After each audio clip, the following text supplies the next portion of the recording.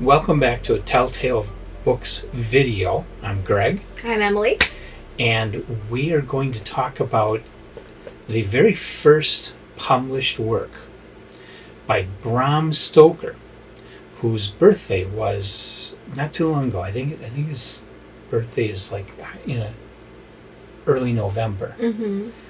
And so in celebration, I thought, I want to get going on a Bram Stoker track of reading everything I can get my hands on by Bram Stoker. Yep. And I don't have a book because what I have is an ebook. Mm-hmm. I have the Delphi Classics complete works of Bram Stoker. Okay.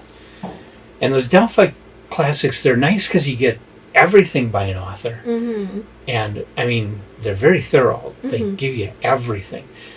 And they're also pretty cheap. Most of them are $1.99 or $2.99. Mm-hmm. So they're ebook versions, pretty cheap for how much you're getting. The only problem is there's usually a lot of typos. Yeah. That can happen. Yeah. I think I got mine from... There was a collection on Project Gutenberg, but there was a lot in it. And it was a Bram Stoker collection.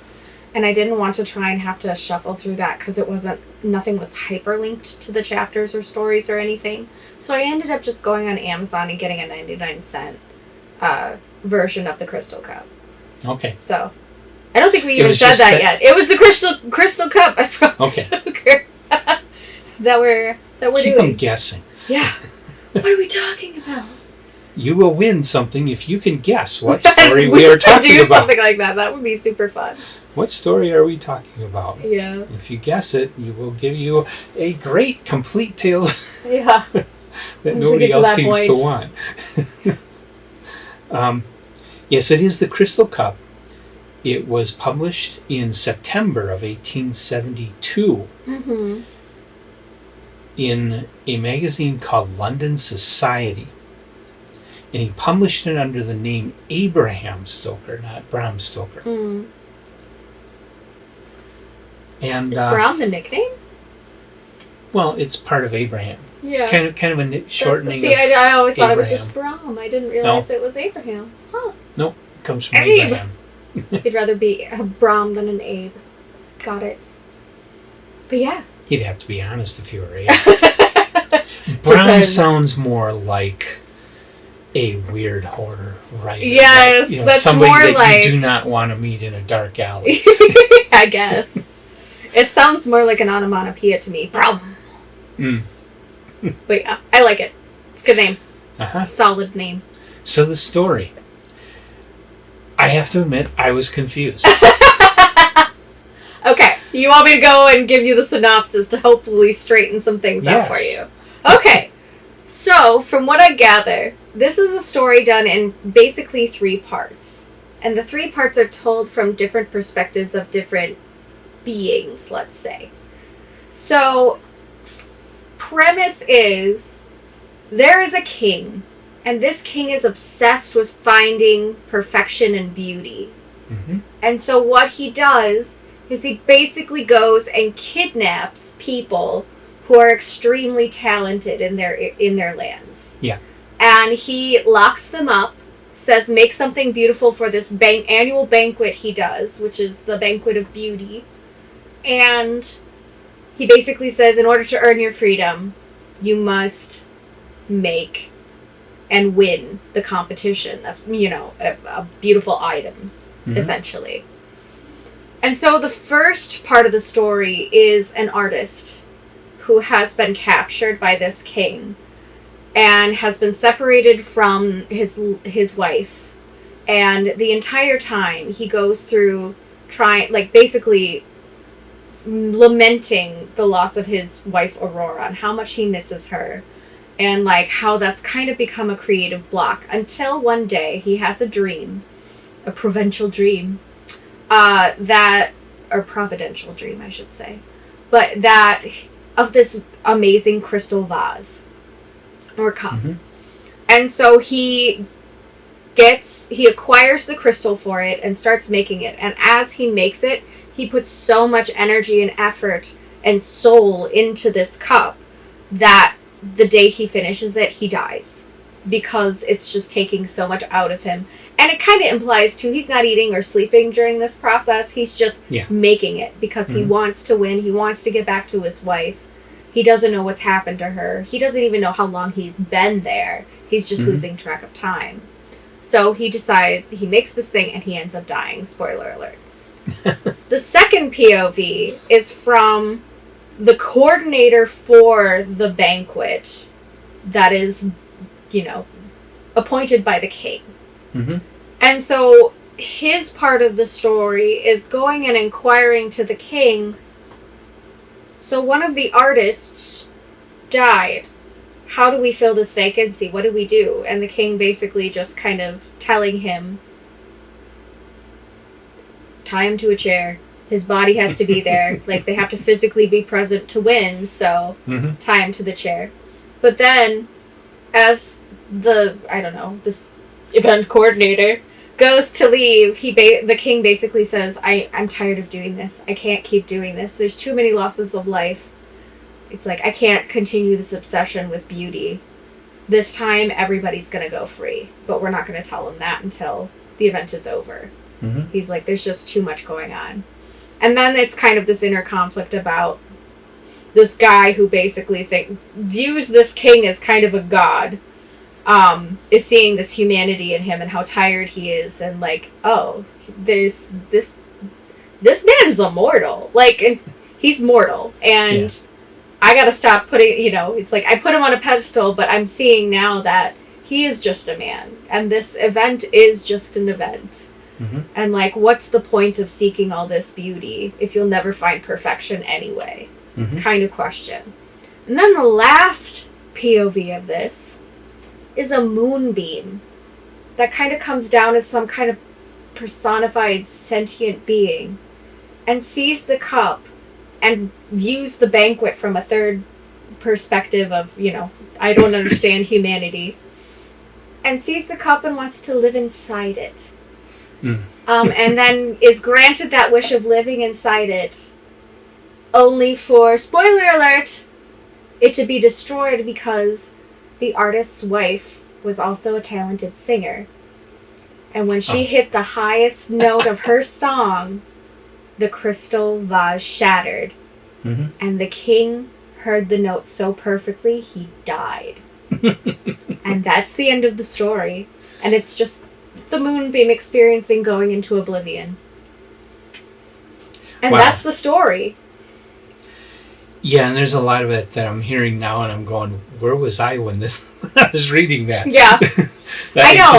It was very confusing. It was very confusing, and a lot of it was prose, and a lot of it was POV and just kind of stream of thought, which can be confusing, especially when you're kind of going into the delirium of the artist. Mm-hmm. Or, like, the perception of the event's coordinator for the king. I can't remember what he's actually called.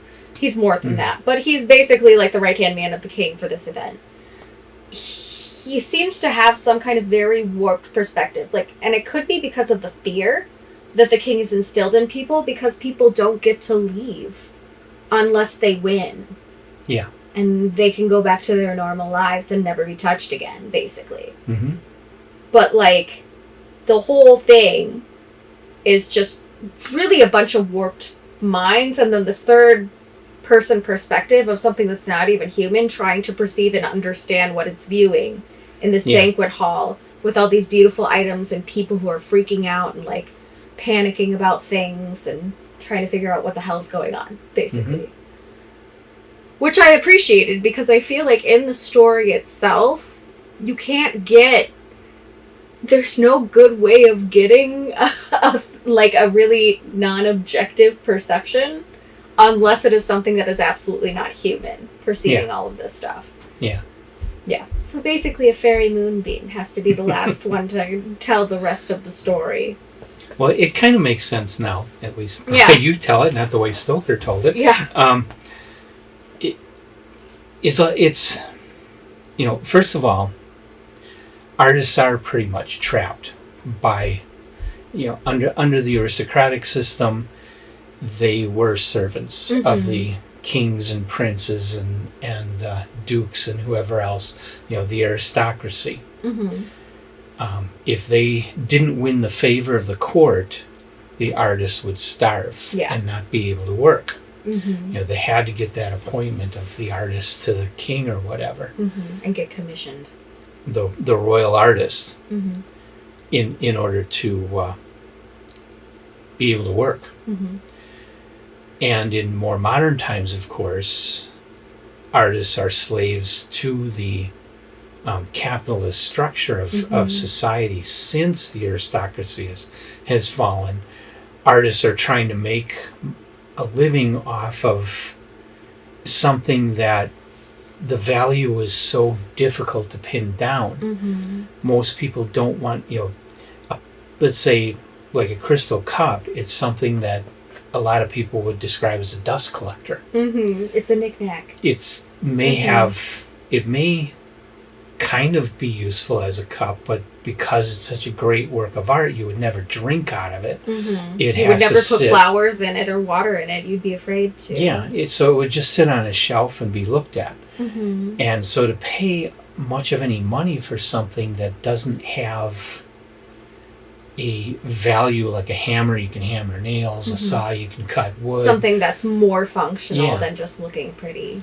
The value of a work of art is a lot less substantial and more psychological, more spiritual. It's subjective. And most people just don't want to spend money on that because we've lost a lot of the spirit of our humanity in a more... I don't want to run down capitalism too much, but we're very focused on money and very focused on things. Well, capitalism and commerce are two different things. There's more than one way to conduct commerce, and not necessarily capitalistically. But there has been a huge shift in society from things that are more function and less fashion. Yeah. Or less trend and more functionality. It serves greater purposes. It's more multi-purposed. It makes your life easier. Unless you're talking about something like a Van Gogh painting that somebody says, well, this is worth $15 million. Now people take notice. Yes. But not everybody would have the desire to go and buy that painting, though.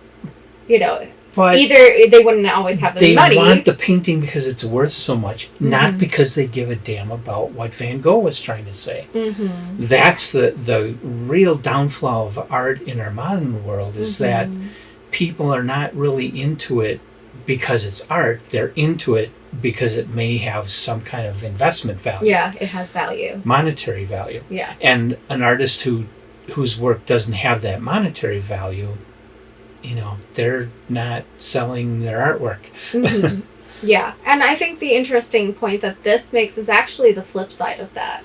Someone's so obsessed with seeking beauty that they're willing to risk human life and deny it its freedom.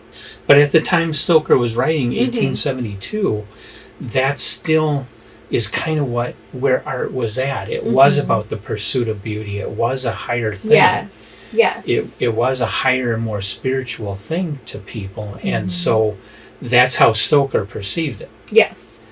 Which I appreciated about this, because that's a fresh perspective from our culture that is so used to just being like, oh, it's an investment. It's not an investment. It's beauty. You're allowed to want that. Right. But then in Stoker's day, artists were slaves to the system where they had to suck up to all the people in power in order to do their art, and the people in power were pursuing that perfect beauty and trying to define it, trying to set rules of how to create and how to achieve the perfect beauty. Yes. And setting a standard for what beauty actually looks like. Yeah, which ultimately ended up crippling a lot of artists, which is why the Impressionists rebelled against it. But in today's modern world, that has its roots in the ideal beauty of the Renaissance that Michelangelo and Leonardo were pursuing in their works. In our modern world, it ends up resulting in pinup posters with a totally artificial commercial beauty that is, again, a pursuit of an impossible idealism. And that attitude has its roots in that idealism of the Renaissance. Photoshop started in the Renaissance. Basically. Yeah, basically. Yeah. Yeah. And I think that's interesting, too, that you bring that up, because I love that you're saying, oh yeah, it's this obsession that trapped artists, but it's the art itself that ended in this story, that ended that entrapment, which I thought was really interesting, too, how they basically fought the desire for beauty with beauty, and somehow succeeded. But that pursuit of that perfection destroyed everybody except nature. Yes. And ultimately, I don't know, that nature, she did go into oblivion because of falling out of the crystal cup. But yes, you are correct.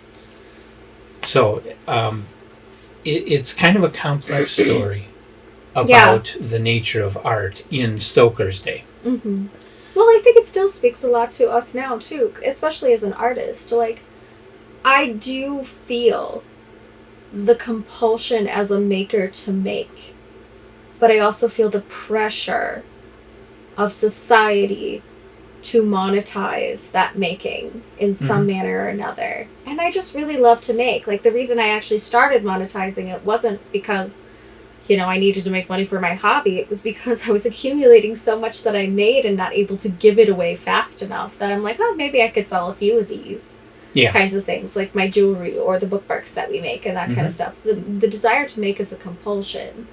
And I'm a terrible I shouldn't say that. I'm not a terrible business person, but I am at odds as a creative with that business aspect and with that capitalist ideal of this is what I have to do. This is, the business model that you have to follow even as a maker who has a small business. It can be frustrating. And I kind of saw that in the story, too. There's a pressure on artists to do what society wants you to do. And that, of course, is completely antithetical to what artists do. Artists don't follow, they chart new paths. But people, as a painter, everybody wants you to paint a still life or a landscape. And I find that to be the most boring thing I could possibly think to do. I don't like doing that. That's fine for a study. It's not a work of art because it's just copy. I'd rather pursue some kind of imaginative vision. And you can see it in books today also, where there's a lot of fairy porn. That's what's getting published, that's what's getting promoted, that's what all the money is going behind. Those are the authors that are finding success, and the authors who are not willing to be a slave to that market pressure. They don't want to necessarily follow the trend, but then they end up getting left behind. But want to write their own story. They're not getting promoted. They're not getting published. They're not getting heard. And that's the problem of society having those expectations that it should be this or it should be that. No, it should be what the artist decide. The artist should be leading it. Everybody else should be following them. And I think, too, the issue, that's why I've always kind of been like, when it comes to things that become really popular. Like, that's why I was really about Stephen King. He just keeps making them and cranking them out like a machine. And in my mind, that can't possibly be sustainable.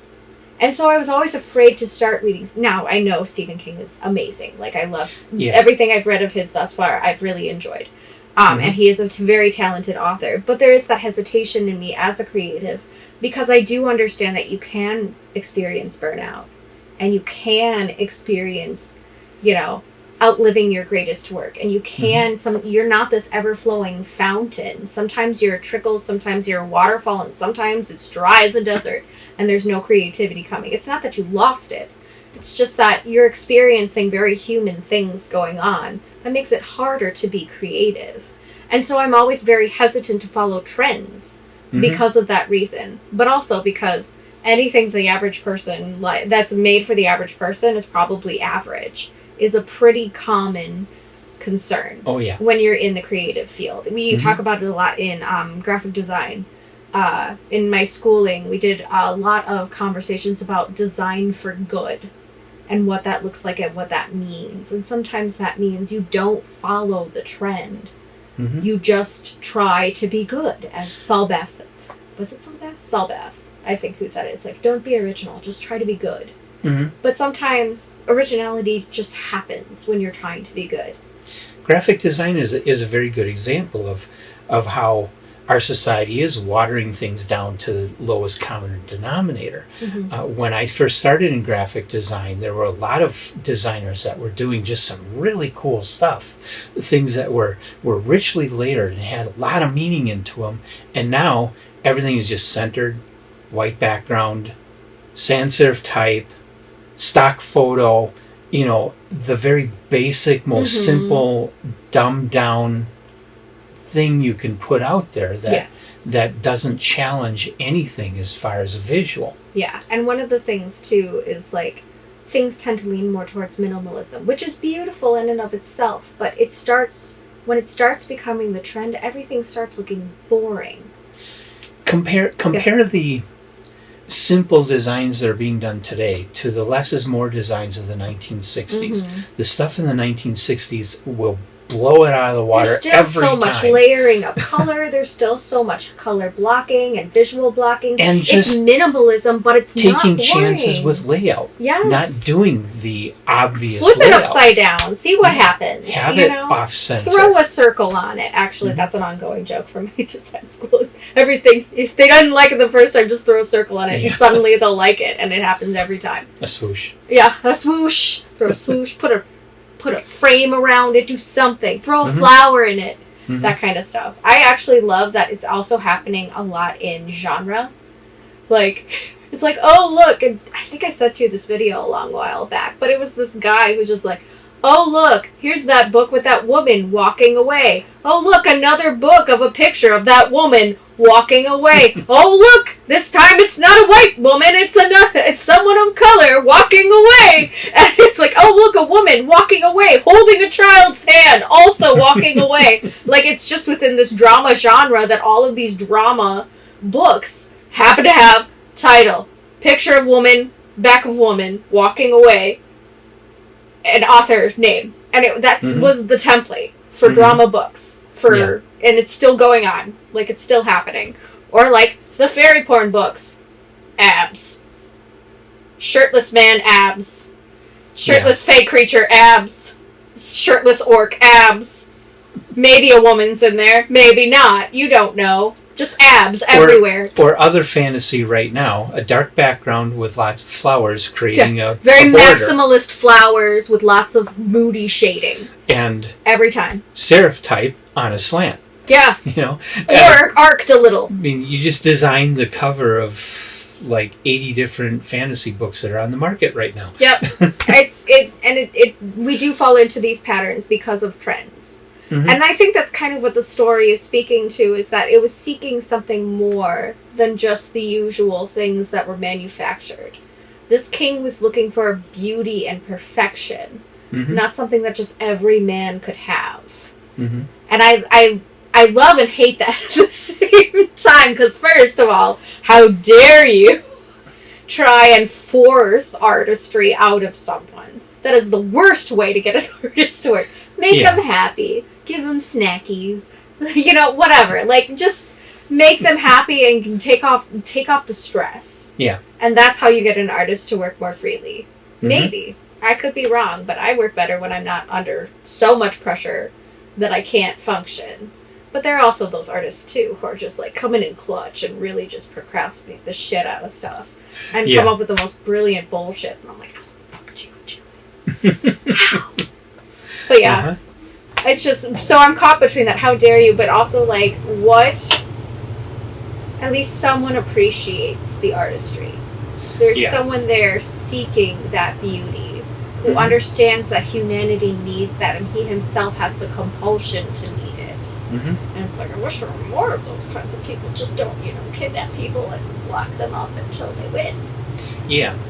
But the danger is to try and formulate beauty. Mm-hmm. That's what we ran into in the late 1800s. Yes. Where they tried to set rules that this is what's beautiful. Nothing else is. Mm-hmm. Beauty can come in so many different varieties. It can. You can't formulate it. Yes. Like, I find beauty in a lot of grotesque things. Mm-hmm. Like, I sometimes think horror art is really amazing. It's interesting. Yeah.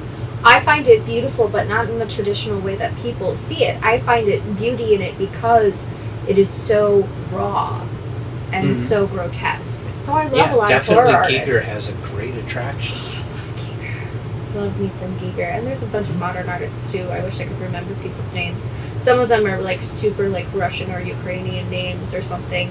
Where it's, I don't know how to, I've only seen them spelled. I have no idea how to pronounce them at all. Yeah. But there are some really incredible artists out there who are doing that like kind of, I don't want to use outlier art, but in a way it kind of is. Mm-hmm. But yes, I think the industrial age really made us manufacture art.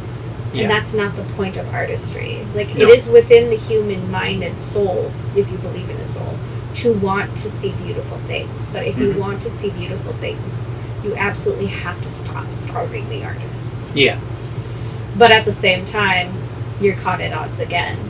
What does not starving the artists look like? Does that mean continuing to fund them even in their dry spells?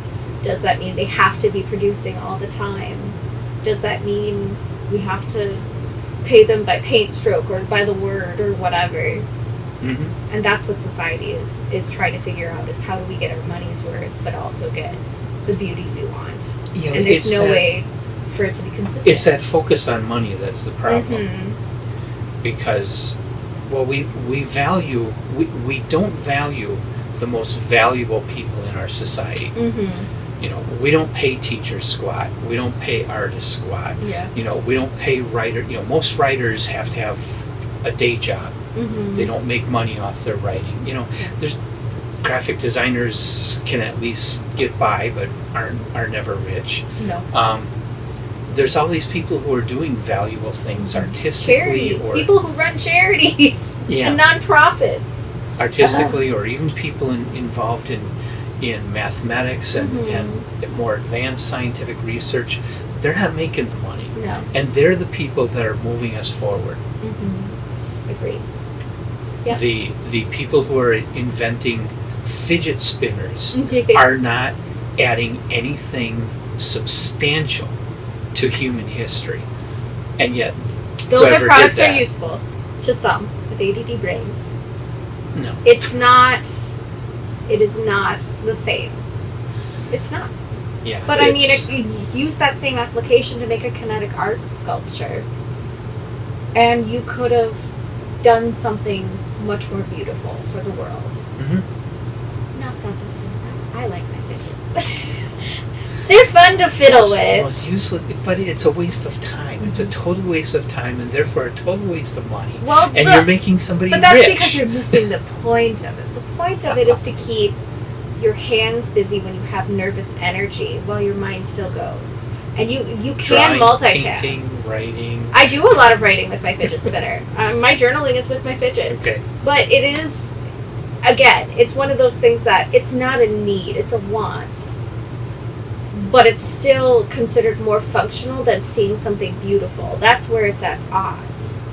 It's like, why you could use that same application and make a kinetic sculpture that is amazing, that's larger than life and has significance and means something, or at least shows the function of maybe a simple machine through a creative way.